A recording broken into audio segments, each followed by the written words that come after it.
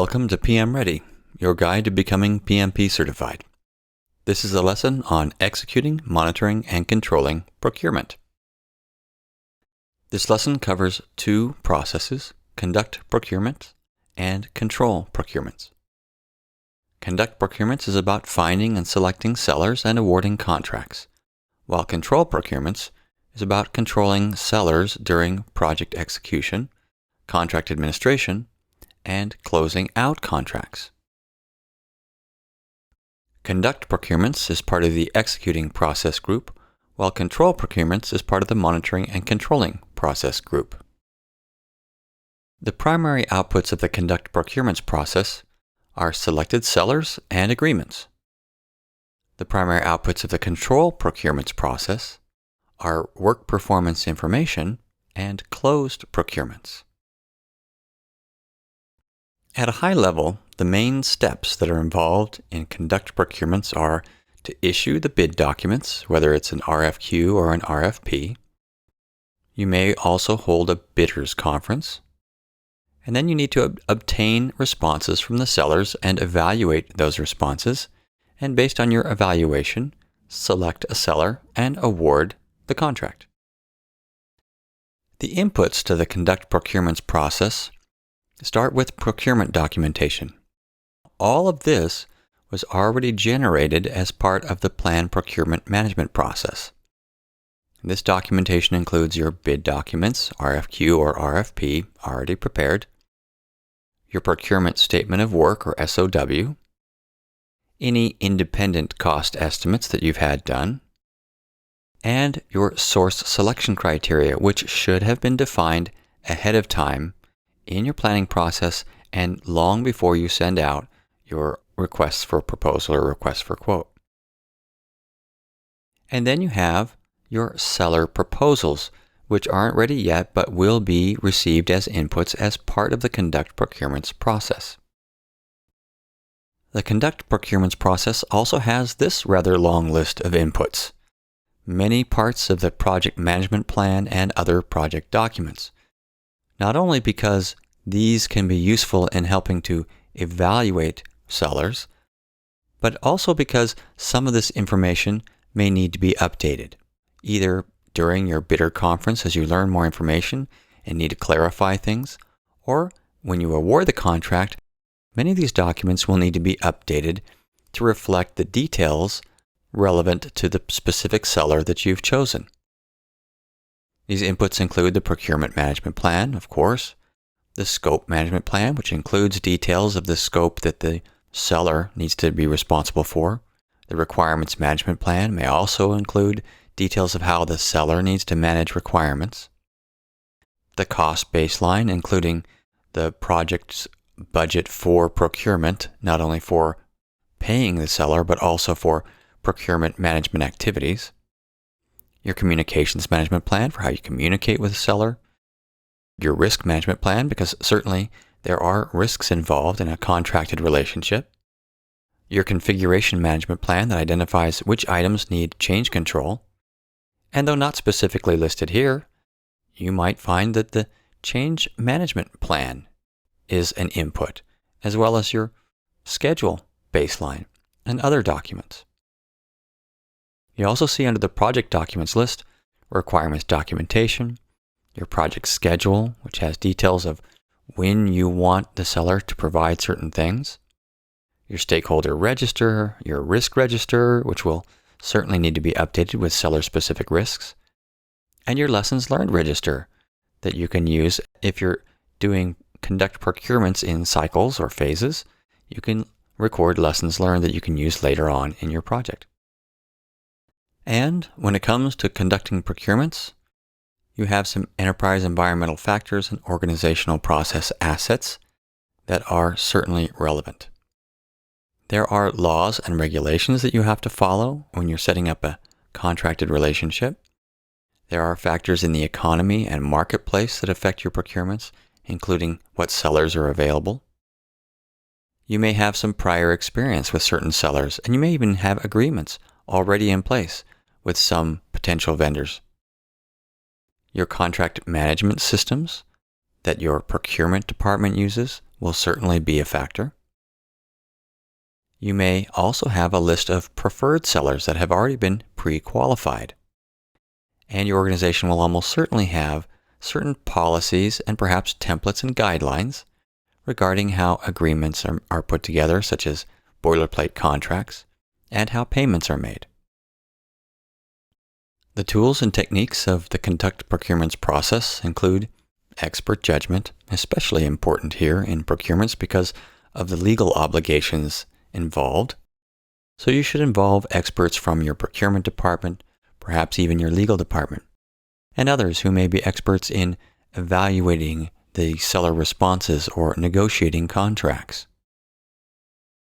Advertising is another tool and technique. This can be used to put together a short list of potential vendors, or in the case of government and other agencies and other organizations that require it, you may need to advertise and issue your bid documents publicly in the open so that anyone can respond to them. Bidder conferences are then used to communicate with the sellers and answer all of their questions. There are often many questions that come up, and you can hold bidder conferences to address all of these. The key with these is to make sure that everyone is involved equally in these bidder conferences, that the communications and information are available equally, it's a transparent process, and that it's fair for everyone. Then, once you get those seller responses, you'll need to evaluate their proposals, and this is a data analysis type of tool and technique. And finally, we have interpersonal and team skills, especially negotiation. Though you'll need others for your bidders conference, the negotiation of your contract should be led by your procurement team and someone who has authority to sign the contracts. If for any reason you're being asked to sign the contract, make sure you get this authority in writing. The outputs of the conduct procurements process are that you've selected one or more sellers, and you have contracted with them with some sort of agreement, usually a formal contract. You may also need some change requests to make the many changes that will probably be a result of selecting a particular seller. Changes can be made to all sorts of project management plan component documents and other project documents, including documents related to scope, schedule, cost, quality, risk, communications, and procurement management, as well as to the baselines that you've established, cost and schedule baselines, for example.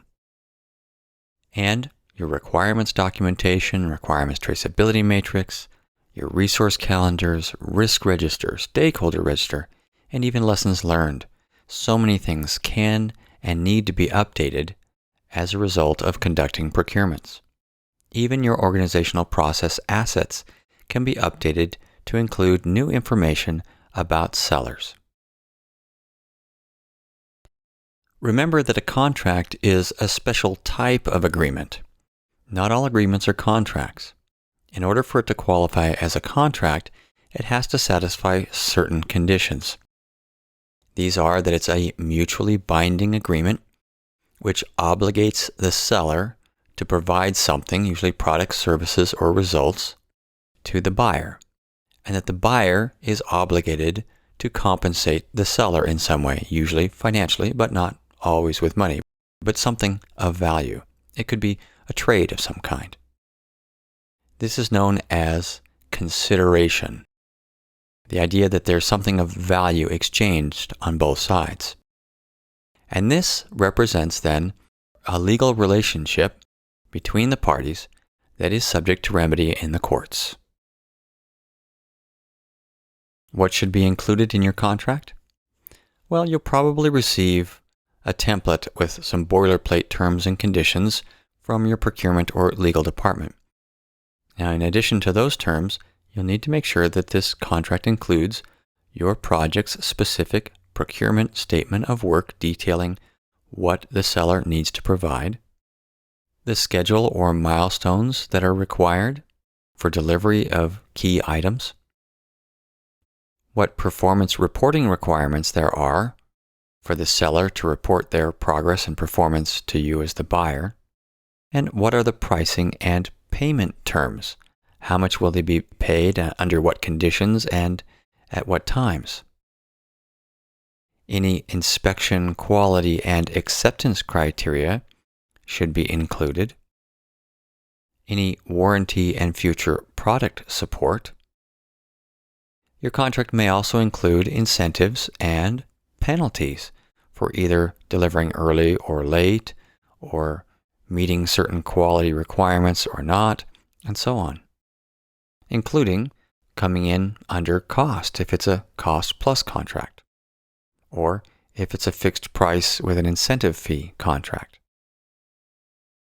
Most large contracts will also include a requirement for the seller to purchase some insurance or performance bonds to insure you in case their performance doesn't meet your requirements. What else should your contract include? Well, it should indicate whether or not you're going to allow the seller to subcontract any of the work, and if so, whether or not you have any conditions on you approving of these subcontractors. Your change request handling procedure should be spelled out in some detail. You'll also have a termination clause, which explains how the contract can be terminated under different circumstances. Another important component is the alternative dispute resolution mechanisms. In particular, there's an increasing interest to avoid the lengthy and expensive process of escalating disputes to the courts. And so the use of a trusted third-party mediator is often specified in the contract. The primary outputs of conduct procurements are your selected sellers and your agreements or contracts. Plus, just about anything in your project management plan or other project documents may need to be updated depending on the seller you choose, and you'll need change requests to make many of those changes. Because just about anything can change, that means just about anything can also be an input. Plus, several of these inputs are of value in evaluating your sellers. So you also have your seller proposals as an input. As part of this process, you'll be getting these seller proposals and evaluating them. And this information in all of these different inputs is valuable for evaluating all of those proposals. In particular, notice that a primary input is listed here as procurement documentation. And this includes your bid documents, such as your RFP, your procurement statement of work, your predefined selection criteria, and any independent cost estimates. Tools and techniques include expert judgment, advertising, bidder conferences, proposal evaluation, and negotiation skills. The control procurements process is where you manage procurement relationships, monitor contract performance, make any needed changes and corrections, and close out contracts. Notice that closing out contracts is not part of your close of project or phase process. Looking at inputs, in order to control procurements, you'll need work performance data from the direct and managed project work process, the agreements or contracts you have in place, your procurement documentation, including things like your RFP, statement of work, correspondence such as emails and payment information, any approved change requests, your schedule baseline and milestones, your quality reports, also your requirements documentation, requirements traceability matrix, stakeholder register, risk register, assumption log, and even your lessons learned register.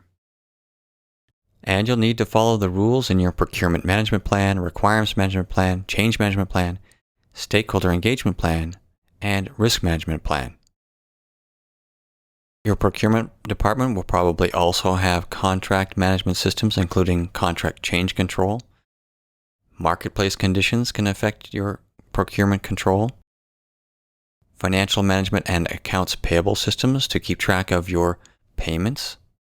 And your organization's code of ethics regarding purchasing and procurement.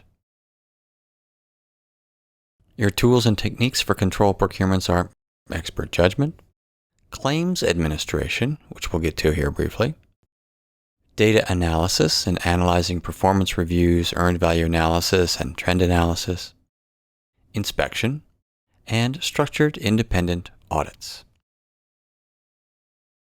Your contract administration is typically handled or at least led by your procurement department, but you should also be closely involved. This includes collecting and managing the records of performance of your seller, refining your procurement plans and schedules as necessary. You'll definitely need to be involved in this. Collecting, analyzing, and reporting on this information. Paying invoices. This is where you need to make sure that you connect the invoices to the work that's actually been accomplished to confirm that what they're billing for has been approved and accepted. Structured and independent audits, as well as any amendments to the contract, which should be in writing. Claims can include both contested changes and potential constructive changes. Contested changes can be either that you disagree about what the compensation should be for a change, or there's disagreement about whether a change was authorized or made.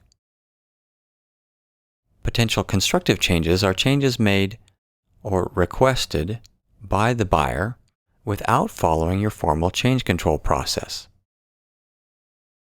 Claims should be resolved, preferably through negotiation between the buyer and seller.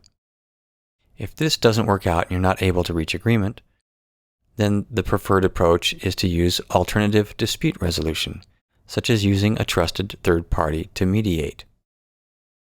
And the least attractive option to resolution is to use the courts. Procurement documentation includes the contract along with associated schedules, change requests, both approved and unapproved, the deliverables themselves along with any technical documentation that has been developed by the seller, performance reports on how well the seller has performed, the results of inspections, and financial documents such as the invoices and payment records, and finally, warranties.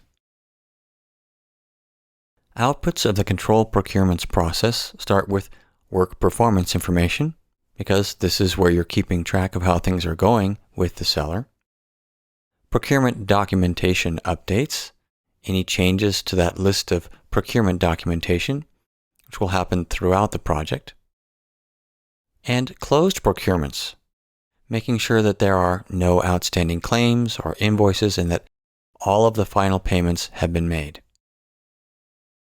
You'll also need to issue some change requests to make some changes to some of these documents that have been baselined, including your procurement and risk management plans and schedule and cost baselines. Other project documents that might need to be updated include resource requirements, your requirements traceability matrix, your risk register, your stakeholder register, and of course, your lessons learned register. And finally, we come to organizational process assets that could be updated as part of the outputs of the control procurements process. You have a rather lengthy list this time because there are many things that will need to be updated. Your procurement file that includes information about this procurement and this seller will need to be updated. Your payment schedules and requests for payments will be recorded in your organization's procurement files. Documentation of the contract, including a closed contract. You'll probably also want to do an evaluation of your seller's performance and record that with your organization for future use. You may update your pre-qualified seller lists, and you'll certainly want to update your lessons learned repository. How much do you remember of the control procurements, inputs, outputs, tools, and techniques? Let's start with the outputs. The main outputs are your work performance information, as well as your closed procurements when you're done, and procurement documentation updates that need to be made along the way. Change requests may be needed in order to make changes to your project management plan and other project documents. And many of these can change as you're monitoring and controlling your procurements.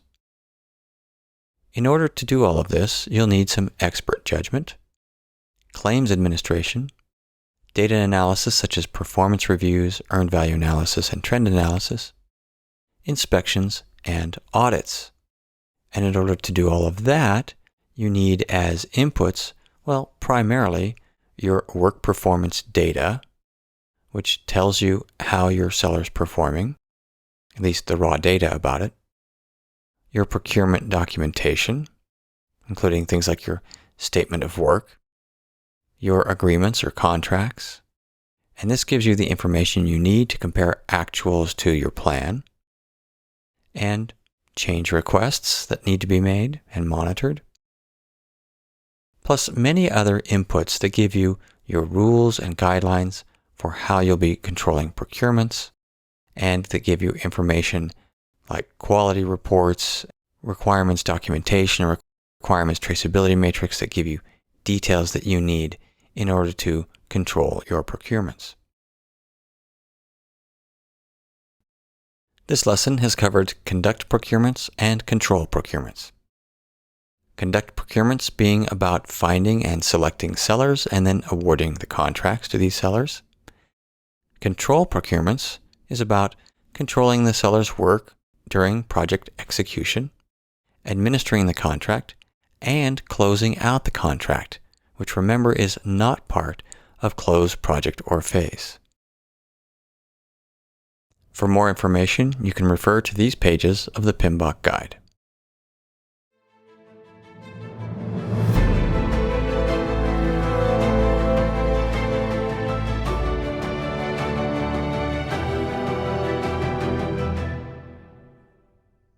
PM Ready is a publication of PM Guaranteed and is based on the Project Management Institute's PMBOK guide.